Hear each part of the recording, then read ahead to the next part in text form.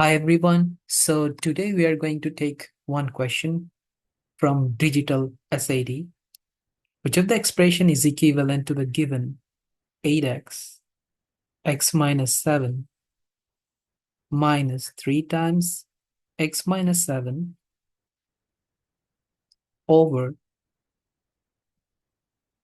2x minus 14, and where x is greater than 7.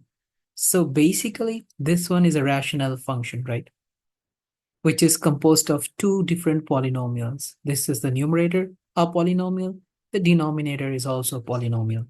So in such cases, to get a vertical asymptote, we will take the denominator and will equate to 0. If you solve it, you'll get x equals 7. So x equals 7 gives you a vertical asymptote. And why so? Because the denominator cannot be equals to 0. If it equals to 0, then the total fraction becomes undefined. Like, I mean, if this fraction takes a 0 in the denominator, so it will be undefined in that case, and it will be a vertical asymptote. So that's why x should be greater than 7. Well, that's fine.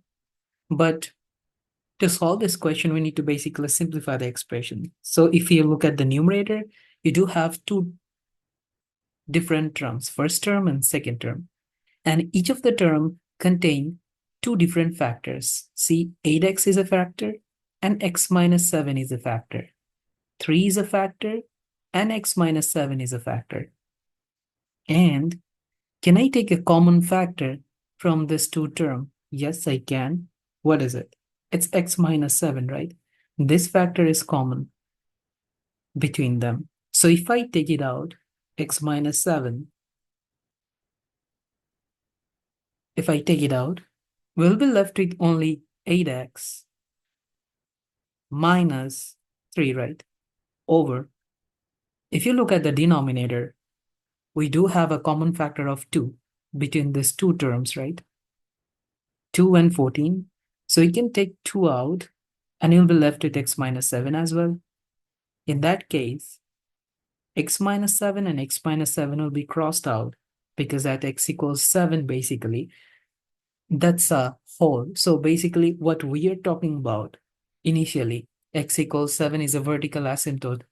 So that was wrong.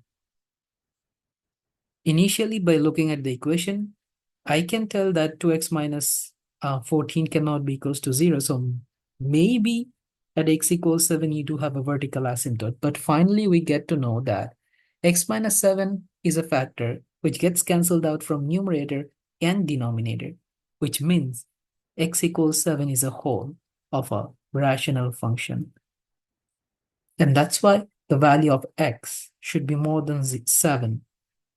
And that's the domain of this function. So that was not needed for this question. We just need to simplify it. X minus 7 gets cancelled out. So we'll be getting 8x minus 3 divided by 2 or over 2. So your final option will be option B. Okay.